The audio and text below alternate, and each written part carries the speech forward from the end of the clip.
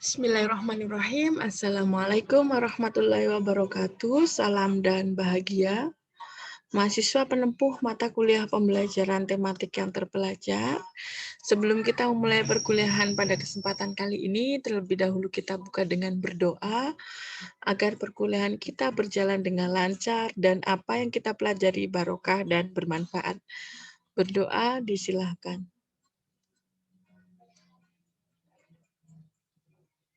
Berdoa cukup. Pada kesempatan kali ini, kita memasuki pertemuan ke-11 dengan tema konsep dasar pembelajaran otentik dalam pembelajaran tematik.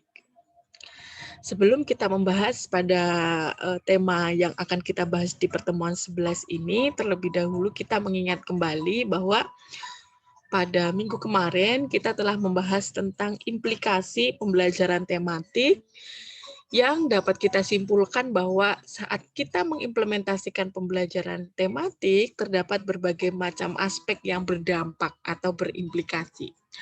Beberapa di antaranya adalah guru yang harus merubah konsep pembelajarannya, yang tadinya satu mapel menjadi berbagai macam muatan pembelajaran yang harus diintegrasikan.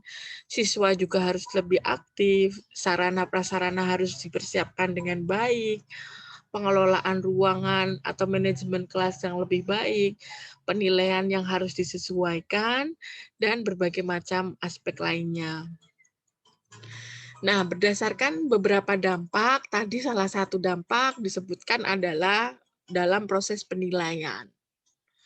Dalam pembelajaran tematik, khususnya di kurikulum 2013, penilaian yang dilakukan oleh guru tidak hanya terdiri dari satu aspek, tetapi mencakup 3 aspek, yaitu aspek kognitif, afektif, dan psikomotor, atau aspek pengetahuan, sikap, dan keterampilan.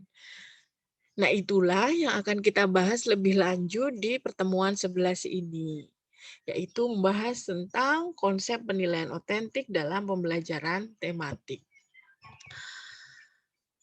Mahasiswa yang terpelajar, mengapa sih kita harus melakukan penilaian? Sebetulnya penilaian bukanlah tujuan akhir dari proses pembelajaran. Tujuan akhir dari proses pembelajaran, seperti mungkin teori yang sudah kita pelajari, bahwa adanya perubahan dari sikap, dari aspek pengetahuan serta keterampilan setelah melakukan proses pembelajaran. Untuk memastikan apakah terjadi perubahan, berhasil tidaknya proses pembelajaran, maka kita perlu melakukan evaluasi atau penilaian. Sehingga dapat kita katakan penilaian atau evaluasi dilakukan dengan tujuan untuk mengetahui apakah berhasil atau tidak, sejauh mana keberhasilan yang kita lakukan selama proses pembelajaran yang telah dilakukan, baik dari aspek sikap, pengetahuan, maupun keterampilan. Setelah dilakukan evaluasi, hasil dari penilaian yang kita lakukan itu dapat kita gunakan sebagai tindak lanjut proses pembelajaran. Misalkan ternyata penilaiannya sudah mencapai target yang diinginkan, maka kita bisa melanjutkan proses pembelajaran ke jenjang yang lebih tinggi, ke tingkat yang lebih tinggi.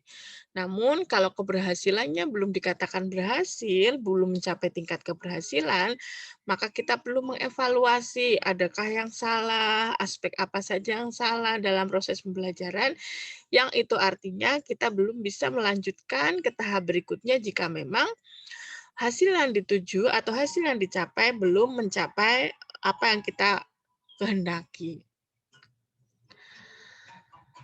Seperti yang tadi saya sampaikan sebelumnya, bahwa di kurikulum 2013, penilaian dilakukan dalam 3 aspek, yaitu sikap, pengetahuan, dan keterampilan. Bagaimana cara menilainya? Pastinya kita memerlukan suatu alat evaluasi. Untuk mengevaluasi ketiga komponen tersebut, pastinya tidak bisa dilakukan dengan hanya satu alat evaluasi. Dan setiap aspek memiliki alat evaluasi tersendiri agar dalam kita mengukur hasil yang kita peroleh juga valid. Seperti dalam halnya saat kita mengukur aspek kognitif atau aspek pengetahuan, maka kita bisa menggunakan alat ukur berupa soal atau tes. Sedangkan untuk aspek sikap, aspek keterampilan pastinya tidak cukup mengukurnya hanya dengan memberikan soal. Tetapi alangkah lebih efektif aspek sikap dan aspek keterampilan itu dilakukan, diukur dengan menggunakan alat evaluasi non-tes. Misalkan untuk mengukur sikap dapat kita lakukan dengan bantuan alat evaluasi lembar observasi. Sedangkan untuk keterampilan kita bisa menggunakan lembar unjuk kerja sesuai dengan keterampilan yang dilakukan oleh peserta didik dalam proses pembelajaran. Jenis-jenis penilaian tes itu banyak sekali. Ada yang berupa ulangan harian, ada yang berupa ulangan tengah semester, atau kalau saat ini biasanya di sekolah dasar disebut dengan PTS, ya, penilaian tengah semester. Kemudian ada akhir semester, ada ujian nasional, ada pengayaan, ada tryout, dan lain sebagainya. Bagaimana cara menyusun soal tes yang baik? Hal yang pertama harus kita lakukan adalah kita mengetahui terlebih dahulu tujuan pembelajaran yang hendak dicapai dalam suatu proses pembelajaran.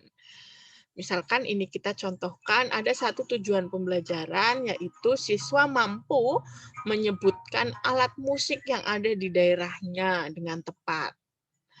Maka kalau di awal desain pembelajaran sudah diketahui tujuan pembelajarannya nantinya adalah bisa mampu menyebutkan alat musik, maka pastikan dalam kegiatan pembelajaran kita juga telah menyampaikan berbagai macam alat musik yang ada di daerah-daerah tertentu.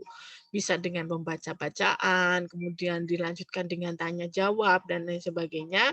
Kemudian setelah tahu tujuannya, setelah memastikan sudah dilakukan kegiatan proses pembelajaran, maka kita ukur apakah tadi yang kita sampaikan itu sudah bisa diterima oleh siswa atau belum dengan memberikan tes. Misalkan soal tesnya adalah gendang merupakan alat musik tradisional yang berasal dari. Nah, pastikan soal yang kita berikan tadi sudah ada di bacaan dan sudah menjadi bahan dalam kegiatan pembelajaran. Sehingga saat kita melakukan pembuatan soal tes itu bukan hanya sekedar ngarang, tetapi pastikan itu turunan dari tujuan pembelajaran yang sudah dituliskan sebelumnya, dan tujuan pembelajaran itu sudah dipastikan diimplementasikan dalam kegiatan pembelajaran, barulah diukur dengan soal. Harus sinkron ketiganya, antara tujuan, kegiatan, dan soal yang diberikan. Bagaimana dengan soal non-tes? Misalkan kita akan mengukur sikap, maka kita bisa menggunakan alat bantu non-tes berupa lembar observasi. Berikut merupakan contoh, misalkan kita akan melihat sikap anak terhadap perkembangan bahasa yang digunakan. Apakah bahasa yang digunakan sudah santun, sudah mengekspresikan perkataan dengan baik, menggunakan bahasa yang dapat dipahami atau belum, maka kita bisa melakukan observasi dengan bantuan lembar observasi seperti yang ada di gambar. Dan saat kita mengukur misal sikap dalam berbahasa, maka pastikan di tujuan pembelajaran juga ada unsur tujuan pembelajaran terkait dengan sikap dalam berbahasa. Kita juga bisa menggunakan alat yang disebut dengan catatan anekdot. Catatan anekdot ini digunakan jika kita melakukan penilaian tetapi tidak terencana atau insidental. Misalkan kita tidak merencanakan sikap jujur atau sikap toleransi pada anak. Tapi Bapak Ibu guru tiba-tiba saat istirahat atau di luar kelas melihat tingkah laku anak yang memberikan dampak terhadap misalkan toleransi, jujur, dan lain sebagainya. Maka dalam menilai itu karena tidak dalam proses pembelajaran, maka kita dapat menggunakan lembar observasi yang disebut dengan catatan anekdot atau anecdotal record, yaitu untuk menilai ya, kejadian-kejadian insidental yang tidak selamanya harus sesuai dengan tujuan pembelajaran, tetapi dalam proses insidental itu melihatkan perubahan-perubahan baik atau perubahan-perubahan buruk pun bisa dilaporkan melalui catatan anecdotal record ini untuk dijadikan data nantinya perilakunya berubah ke arah positif atau ke arah negatif. Bagaimana dalam menilai kecakapan atau keterampilan? Kita juga bisa menggunakan berbagai macam alat evaluasi keterampilan. Misalkan dengan untuk kelas rendah bisa misal terampil menebalkan tulisan, terampil menggambar, maka kita juga bisa menggunakan lembar unjuk kerja. Misalkan saat menebalkan tulisan dengan gambar itu sudah rapi belum, sudah teliti belum, sudah aktif belum, dan lain sebagainya. Aspek-aspek apa saja yang akan dinilai dalam keterampilan nanti dituliskan di lembar unjuk kerja. Misalkan ini bagaimana mengelola pengelolaan gambar, bagaimana penjabaran dari gambar yang diberikan, dan lain sebagainya. Sehingga nantinya rapot yang di kurikulum 2013 tidak lagi seperti dulu ya, nilainya 80-30 itu, tetapi sekarang lebih kepada narasi. Misalkan ini adalah contoh raport tematik kelas 1 di kurikulum 2013. Jadi lebih kepada dinarasikan pencapaian-pencapaian apa yang sudah diperoleh oleh anak tersebut. Pastinya berasal dari tujuan atau kompetensi dasar yang dicapai. Nanti catatannya apakah sudah mencapai atau belum, bagaimana pencapaian keberhasilannya, itu dituliskan secara spesifik. Begitu juga aspek sikap.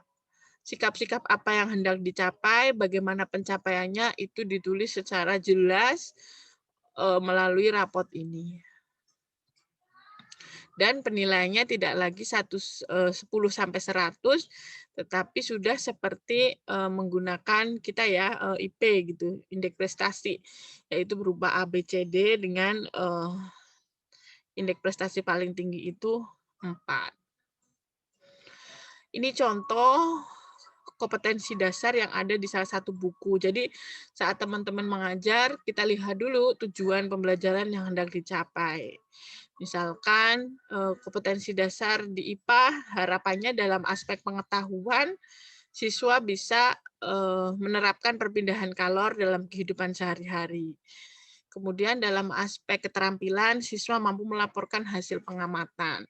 Nah, nanti teman-teman juga bisa melihat ya ada 1 titik, 2 titik, 3 titik, 4 titik, ini berarti ya kalau 1 titik adalah sikap religius, 2 titik adalah sikap sosial, 3 titik adalah aspek pengetahuan, dan 4 titik adalah keterampilan. Maka ini melaporkan, ini menerapkan lebih kepada pengetahuan dan keterampilan. Ini contoh pengimplementasiannya menggunakan lembar bagaimana mampu mengimplementasikan perpindahan kalor dalam kehidupan sehari-hari. Kemudian untuk instrumen, misalkan saat kita membuat suatu keterampilan, ini contoh disuruh membuat poster misalkan, maka nanti lembar penilaiannya ada yang namanya rubrik atau petunjuk pengisian penilaian berupa keterampilan membuat poster. Apakah isinya sudah singkat, apakah desainnya sudah matching, apakah gambarnya sudah sesuai, apakah tujuan penyampaiannya jelas, dan lain sebagainya. Nanti dinilai melalui alat bantu rubrik penilaian keterampilan ini.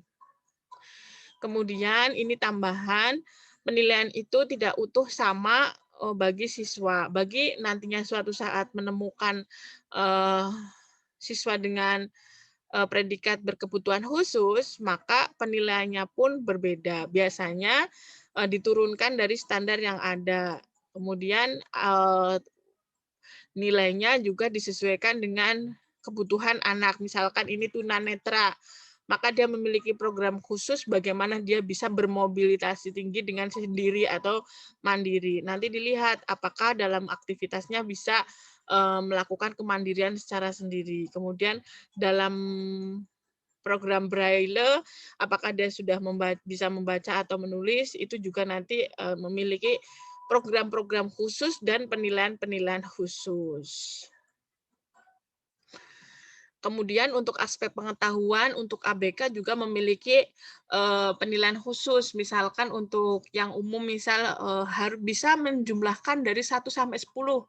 Maka biasanya yang berkebutuhan khusus diturunkan. Kalau yang biasanya 1 sampai 10, biasanya yang berkebutuhan khusus 1 sampai 5, 1 sampai 7, yang pastinya pencapaiannya berbeda dengan yang umum pada biasanya. Nah, nantinya konsep penilaian ini pada pertemuan berikutnya akan kita implementasikan. Nantinya teman-teman diperkenankan untuk membuat desain pembelajaran. Jadi kita sudah ditentukan indikator atau tujuan pembelajarannya, kemudian teman-teman mendesain proses pembelajaran berbasis tematik, dan nantinya sampai kepada penilaian. Mungkin nanti saat kegiatan diskusi bisa kita tambahkan bagaimana contoh implementasi dari kegiatan penilaian ini dan langkah-langkahnya. Sekian dari kami, sampai ketemu di proses kegiatan sinkronus. Sukses untuk kita semua. Terima kasih. Wassalamualaikum warahmatullahi wabarakatuh. Salam.